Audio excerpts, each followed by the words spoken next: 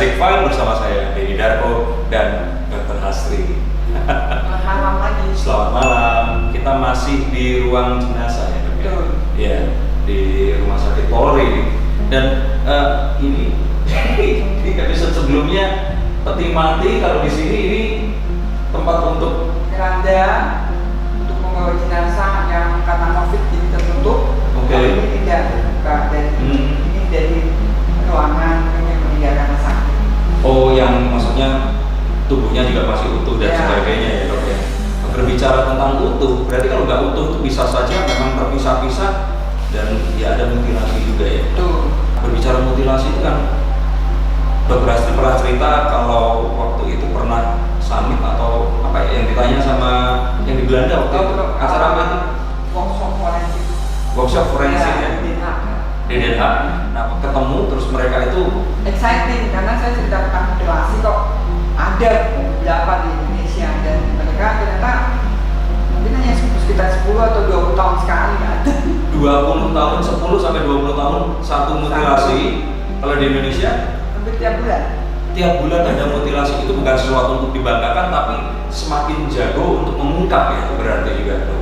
Ya semakin pelaku semakin pintar juga untuk menghilangkan identitas. Oh, sebentar, Karena- mutilasi itu memang ditujukan untuk menghilangkan identitas ya? Iya, karena pelaku tuh merasa, yang dari kasus-kasus saya alami ya, pelaku tuh merasa dia melakukan itu benci sekali, tapi ingin menghilangkan identitas, misalnya dibagi-bagi beberapa potongan tubuh atau bagian tubuh, terus dihilangkan tanda khas tubuh Ya. dan tidak dikenal. Oke. Setelah itu sebenarnya kan dihilangkan aja ya, bagian tubuh tersebut mungkin dibuang ke laut atau dihancurkan seperti itu.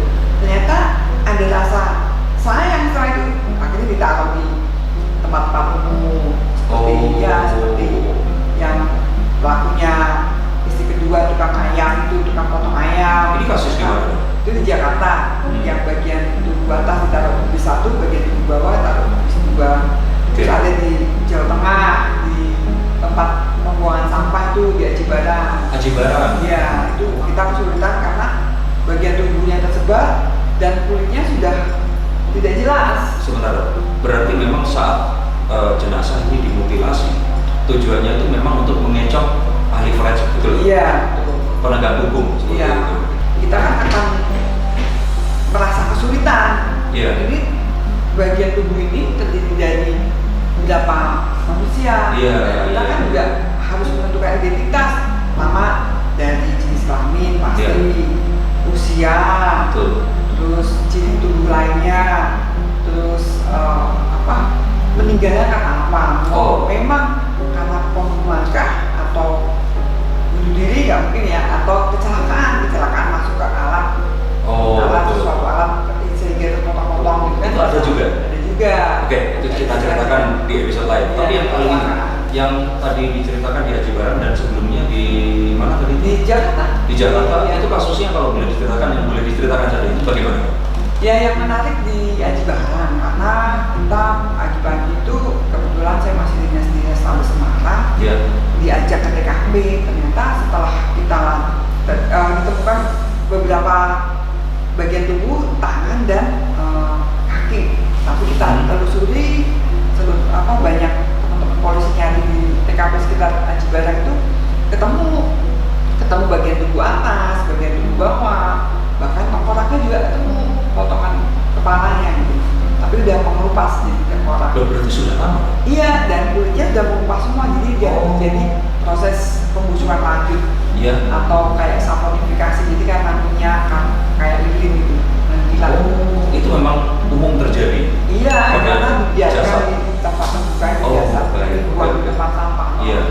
Akhirnya bisa kita kumpulkan, kita bawa ke kamar jenazah, kita posisikan tubuh korban ini seperti ya tubuh dia, anatomi ya, kepala di mana, badan di mana, kaki, tangan seperti itu. Terus ternyata kita periksa dari tulang belulang, ternyata dia seorang wanita. Oke, Dok. Memotong tulang. Berarti kan mutilasi itu nggak cuma memotong daging tapi tulang. Iya. Itu apa? Gampang. Maksudnya kan itu bukan pekerjaan yang, maksudnya saya bukan hari saya membayangkan ya. Tapi kan kita kan harus berpikir seperti seorang dokter atau tukang Iya. jagal gitu loh untuk melakukan itu. Ya alat potongnya harus benar-benar tajam ya, apalagi Betul. leher. Iya. Kalau persendian mungkin Memang ada Iya. undang-undangnya di situ. dan panggul gitu Iya. dan dia sudah memang merencanakan karena mungkin mati setelah itu berusaha menghilangkan jejak. Itu pelakunya seorang diri. Iya, waktu setelah terungkap dia seorang diri. Tapi korban ini dibuat tidak berdaya dulu, dibuat tidak bisa melawan. Dan saya periksa ternyata korban ini ada kekerasan di kepala, di belakang kepala. Oke. Jadi mungkin dia dipukul dulu tidak sadar, terus dipotong beberapa bagian tubuh untuk menghilangkan identitas. Dipotongnya kalau dari observasi itu menggunakan apa? Menggunakan pisau apa aja? Pisau saja itu? Ya, tajam. Mata satu yang besar. Iya. Nah terus waktu datang itu kan semua sudah dikumpulkan, itu juga yang tertemukan aja ya? Iya, bukan aja. Oh. Ternyata lengkap. Jadi mungkin dilakukan di suatu tempat dan dibuang di situ. Waktu diketahui wanita itu dari mana, tulang panggulnya atau Dari apa? kepala, dari rahang, dari tulang panggul. Kalau dari rahang itu kelihatan wanita atau Kelihatan, pria? iya, kelihatan. Dan saya dibantu dokter gigi juga, dia bisa lihat dari giginya kan usia. Oh. Terus dia juga bisa mengidentifikasi, oh ini kira-kira status ekonominya karena giginya rapi, terawat. Oh itu iya. Iya. Berarti memang kita tahu dari profilingnya juga. Iya, ya. tuh dan dibawa ke kamar jenazah ya, akhirnya polisi bisa menyebar soal ditemukan jenazah dengan ciri-ciri seperti ini, wanita, usia, jenis kelamin, tanda lahir seperti itu. Oh. Udah ketemu, terus kesehatan gigi itu Iya. bisa ditulis dan Dan dicocokkan dengan daftar orang hilang ya? iya, sama hilang dan ya itu saya sempat bermimpi juga. Gimana itu dok? Ya, Mimpinya malamnya karena beberapa malam nggak tidur. Mohon maaf, setelah atau sebelum? Setelah proses autopsi. Iya. Itu bagaimana? Karena kan kita belum mengenal dia. Iya. Ya saya dimimpikan ternyata dalam mimpi saya dia seorang wanita mempunyai anak dua Iya. dan bekerja di suatu pabrik di daerah Semarang atas dan Iya. anaknya sekolah di daerah atas. Dan ya saya cerita akhirnya kita cari di laporan kehilangan ternyata ada Faktanya sesuai. ada yang lapor kehilangan sudah 2 minggu dan dari yang kita periksa tinggi badan, jenis kelamin, Cocok. dia sama usia itu mendekati sesuai. Kita lakukan juga dibantu sama saya, senior saya untuk foto yang diduga wanita hilang ini dengan bentuk tengkoraknya. Oh gitu. Dan foto superimpose namanya. Apa itu? Superimpose itu mencocokkan tengkorak wajah ini dengan foto, ada titik kesamaan tidak? Itu fotonya secanggih itu. Ada tekniknya. Bisa mengetahui tekstur tanpa kita. Bukan, iya titik-titik aja yang titik anatomi di wajah-wajah. Berarti memang saat itu dihitung dari Iya, jatuhnya cahaya, itu ya. Tapi itu bukan identifikasi Iya, primer. itu mungkin sekunder aja ya. Iya, bisa. screening aja. Yang kira-kira mendekati akhirnya karena mirip dan kita datangin ke ke keluarganya, anaknya, ya harus kita periksa DNA Dan ternyata cocok. dan ternyata cocok. Udah berapa lama hilang? Dia udah hilang 2 minggu. Dulu waktu Iya. dokter bermimpi atau apapun itu merasakan itu ada komunikasi. Iya, dia cuma datang aja cerita kalau dia kerja di daerah atas, rumahnya di daerah atas punya anak 2. Dan itu sesuai Iya. di daerah atas. Iya. Kalau Semarang ada Banyumanik gitu berarti. Iya. Itu beneran di situ. Iya. Kalau merasa kayak gitu akhirnya ketemu tuh rasanya gimana? Iya. Merinding gitu Iya, atau? enggak ya sesuatu yang ya amazing aja dikasih apa ya? Petunjuk. Oh. Dan kebetulan ya kok ilmiahnya kok cocok. Iya. Jadi mempermudah teman-teman polisi untuk mengungkap. Tapi dokter Astri pun kalau seandainya pernah bermimpi juga, tapi tetap mimpi itu bukan dijadikan itu ya. Itu kayak sesuatu yang untuk kepuasan diri sendiri ya. Kalau saya juga bicaranya juga ke teman penyidik yang dekat, coba tolong ini ada informasi ini. Iya. Jangan sampai saya dianggap tidak ilmiah. Iya, karena memang Penting saya punya data nih, data postmortemnya, data Iya. setelah dia meninggal. Iya. Dan itu artinya buat pemirsa di sini, para observers ini juga harus tahu kalau saat Anda datang itu nggak terus berdasarkan feeling melakukan apa. Itu kayak ada checklistnya memang harus dilakukan ya. Berbicara itu tentang yang di Semarang.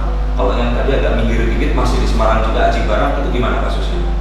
Yang ini dia di mana? Oh ini Aji. Terus ya kalau satu lagi tadi? Oh di bus ini di Jakarta. Nah bus, oh iya, oke.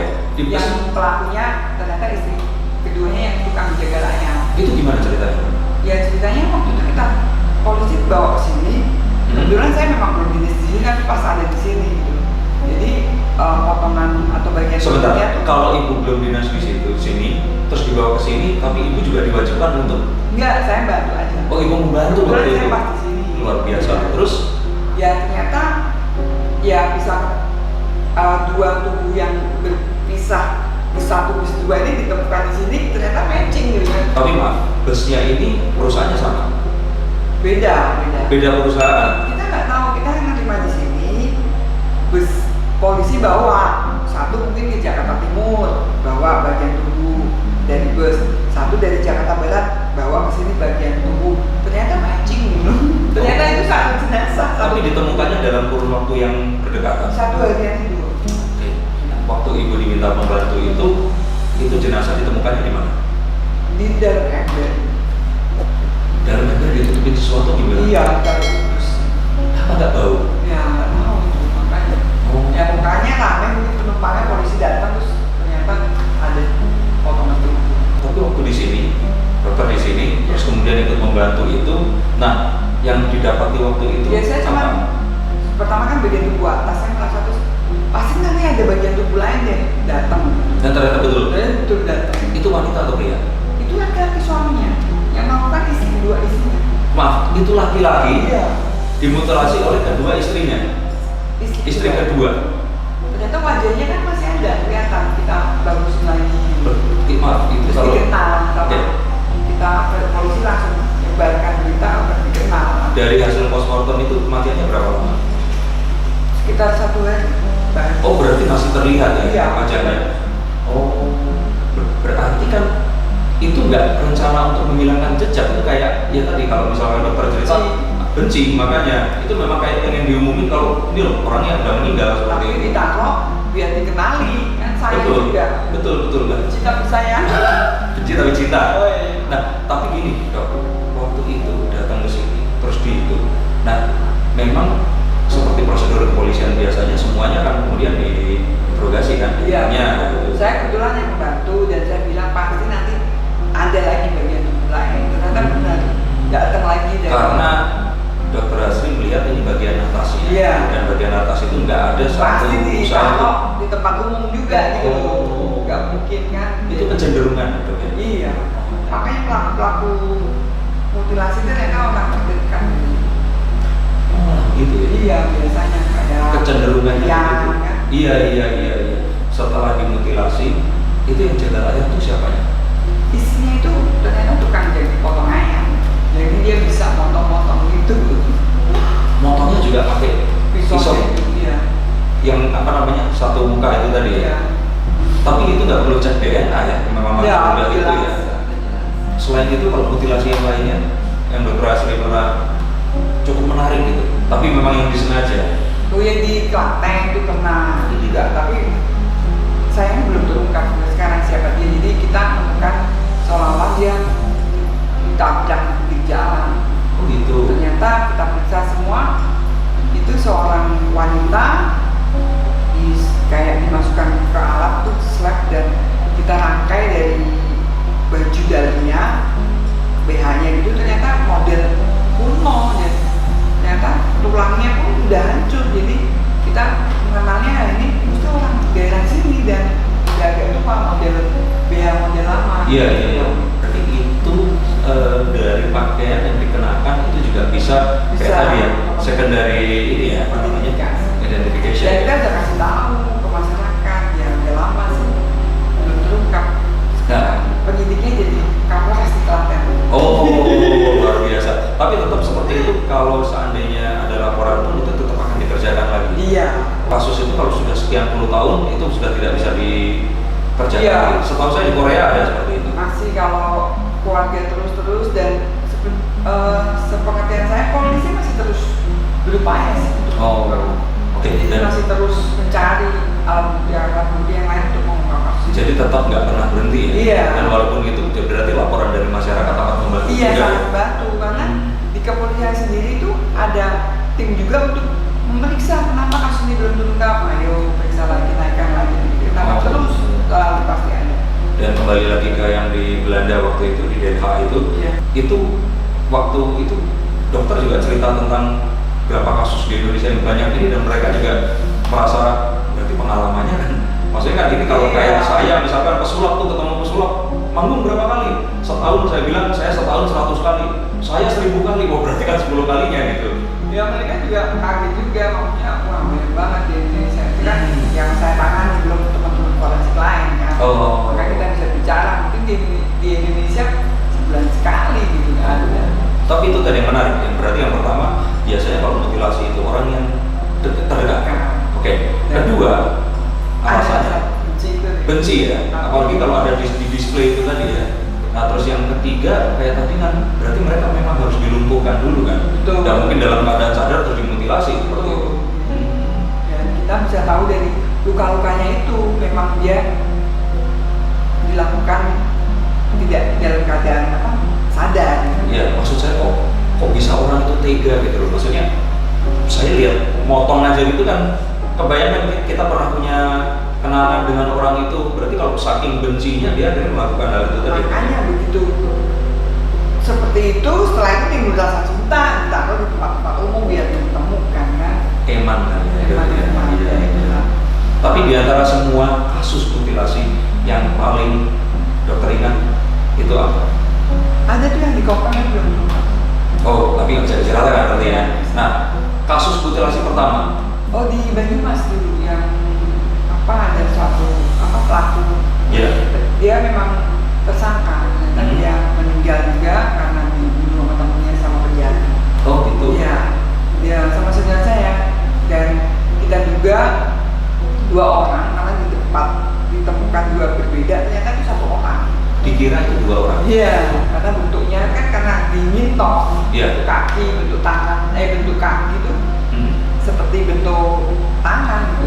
Sudah rusak maksudnya dok? Iya, ngaku aja. Jadi, Oh. apa pernah gitu.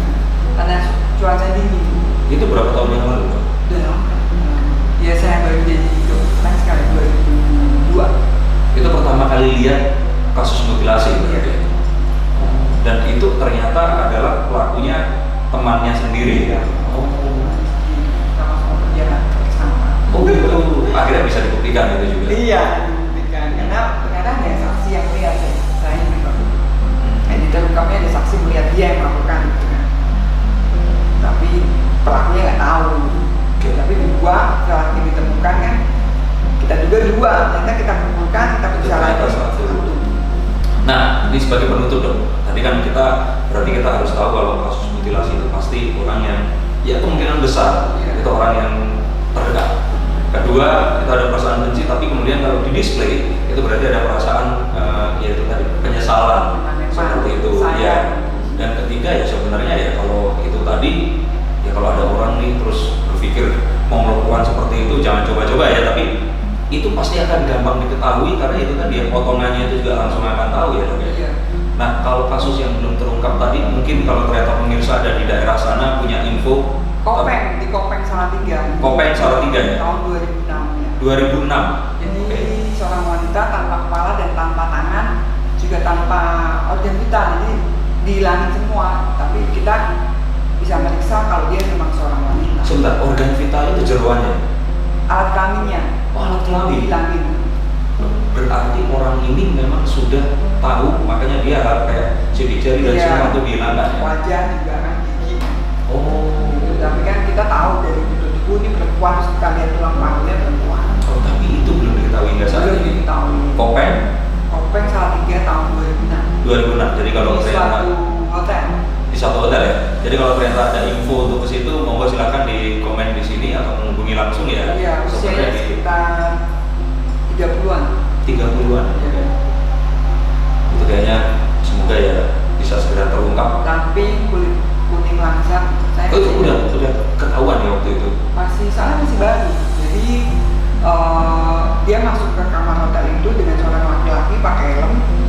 terus besoknya penjaganya nggak tahu, tapi kok sampai sore kok nggak keluar kamar, dibuka ternyata sudah jadi perempuan jenazah tanpa kepala, Sebentar, Dok. tanpa tangan. Sebentar. Untuk seperti itu kan berarti cuma ada dua cara. Ya. Dipotong, digergaji, betul ya? Potong. Kalau Dipotong juga atau rusak. Ya kalau dipotong apa nggak berisik gitu? Lah mungkin kan nggak tahu juga, mungkin tidak sadar kan perempuan. Iya.